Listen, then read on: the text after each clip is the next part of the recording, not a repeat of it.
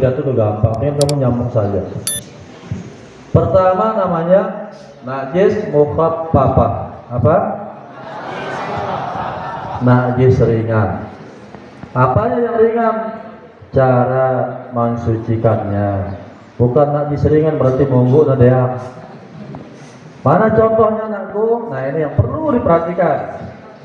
Contoh najis mukhaffafah adalah yakni air kencing bayi laki-laki yang umurnya sampai 2 tahun belum makan apa-apa kecuali ASI, air susu nina. Itu aja. Belum makan apa-apa. Kalau dia sudah makan selain ASI, najis dia langsung. Najis besar. Misalnya ada anak laki-laki lahir ya, sejak lahir tak pernah makan apa-apa, hanya sepotong kuku pun bubur tak pernah dia makan. Hanya ASI itu aja sampai 2 tahun. Nanti kalau dia kencing, anakku, itu namanya najis mukhaffafah. Caranya mensucikannya adalah cukup dipercikkan, bersihkan sekitarnya itu saja, bersihkan. Cukup sudah. Bagaimana dengan air kencing bayi wanita? Kalau bayinya wanita, walaupun belum makan apa-apa, langsung najis mutawassithah. Tidak bisa sama hukumnya dengan kencing orang dewasa. Mungkin anak berkata Pak Guru, kumben anak mama aja ringanan, kumben anak ini aja beratan. Jawabannya ada dalam agama. Memang begitu. Muntah karena mampuan penak anak nina tersinggung dengan.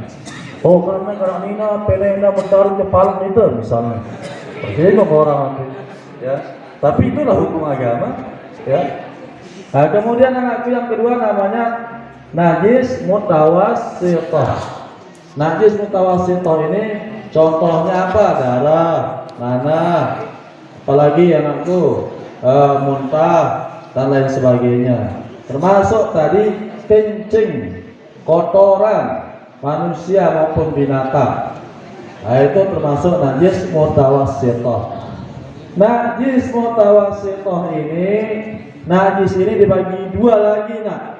Pertama namanya ainiyah, kedua namanya hukmiyah. Ainiyah dan hukmiyah. Apa namanya ainiyah? Ainiyah itu nampak, nyata, jelas, pedas seruannya. Misalnya kotoran anak kecil, pedas, jelas, kuning, pedas itu kita ya. Mana menek, basah itu pedas suara. Itu namanya ainiyah. Air artinya mata. Nah ya. Kemudian ada yang namanya hukmiyah. Najis yang tidak nampak tetapi bisa kita ketahui dari baunya.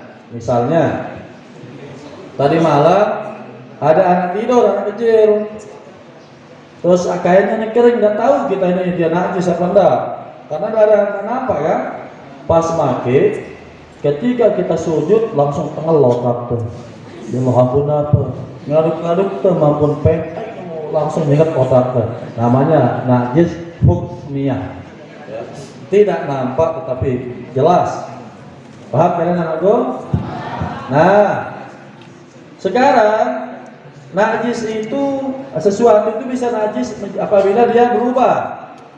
Kalau dia itu air 2 kula itu baru dia tidak sah apabila berubah. Tapi kalau dia kurang dari 2 kula berubah tidak berubah langsung najis.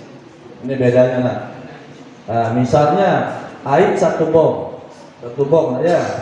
Lalu kamu darah gigimu ngempet atau darah hidungmu, pas kamu duduk ketuk hidungmu nih langsung ngempet setetes. Walaupun tidak berubah semuanya langsung najis. Kenapa? Kurang 2 kula. Kalau dia lebih 2 kula, setetes 2 tetes selama tidak merubah semuanya masih dia boleh. Misalnya 1 telaga airnya nih, dan hidungan kamu mencorot hidungmu, tetapi tidak merubah warna, tidak merubah bentuk, tidak merubah bau, maka boleh digunakan air itu masih. Paham anakku? Baru dia tidak boleh digunakan apabila berubah rasa, berubah bau, berubah warna. Misalnya SMA Seke Wanasaba kedua kolam renang ukuran 4 kali 4 meter. Contoh nih, kalau penting ngimpi deh. Nyeret airnya. Lagu jelohat selaku warga sekolah ina amak serton jarina 1000 ketemu mopo.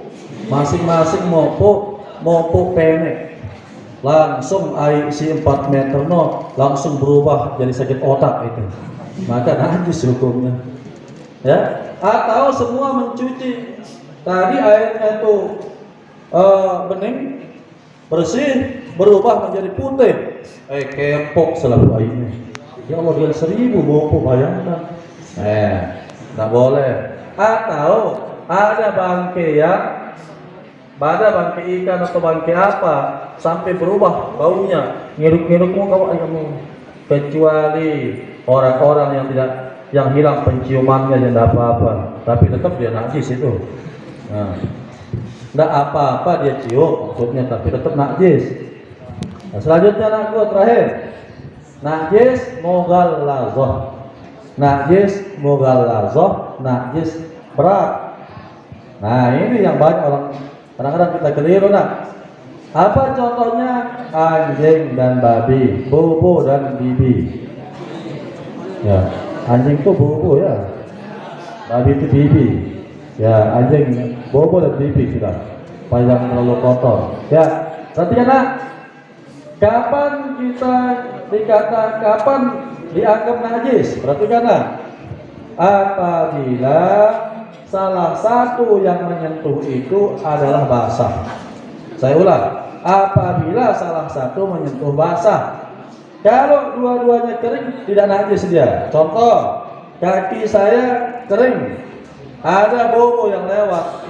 Saya tendang bobo itu. Yang saya tendang itu misalnya yang kena itu bulunya, dia kering nak, maka tidak perlu saya kena najis mughallazoh. Kenapa? Kaki saya kering, bobonya kering. Paham anakku? Kamu duduk berdiri begini. Tadi kamu tidak terasa bahwa ada pindang di kakimu kedeket, nih, dimakan oleh bobo. Hidup aja, kan hidupnya itu basah. Kena kakimu, najis mughallazoh. Kenapa? Salah satunya basah. Itu rumusnya. Kalian sekarang jalan-jalan, ginjaknya kotoran bobo yang kering kerontang. Wah jadi debu wah. Apa najis? Enggak, karena kalian kering, dia kering. Tapi kalau basah salah satu, najis mughallazoh. Paham toh? Alhamdulillah. Sukses Pak Ustaz Taib ngajar pahimna. Jadi pahim toh? Apa kenana? Apa? Ya. Atau bapak? Ya, alhamdulillah. Ngerti ya, alhamdulillah. Langsung dia. Apa bahasa Arabnya? Lah. Coba saya tes lain Pak. Jadi jawaban apa deh? Anta bapak. Nah, apa deh? Oh, lama banget ini. Meja berarti ceketannya kencana. Ya kurang bagus artinya ada tersebutnya. No. Ada surat Al-Baqarah nah? Ada surat Al-Baqarah. Surat apa Al-Baqarah tuh? Surat Sampinina. Oh, kamu ada Baqarah? Iya. Bebek kata Sampi. Oh. Ya, lanjut anakku. Sudah, lanjut. Sekarang anakku, bagaimana cara mencucinya? Mensucikannya dengan air dan tanah 7 kali. Nah, tanahnya gimana? Tanahnya itu tidak pernah dilewati oleh binatang atau tempat itu kotor. Jadi harus bersih. Di mana? Gali dia. Digalikan tanah. Bahasa dengan toa menyertuk katanya tuh. Ya. Kalau piring dilidahi oleh apa anjing? Itu ditaruhkan apa namanya? Bobo, ditaruhkan air, lalu tanah 7 kali. Bisakah diganti sampai pakai sabun Pak Guru? Tidak boleh.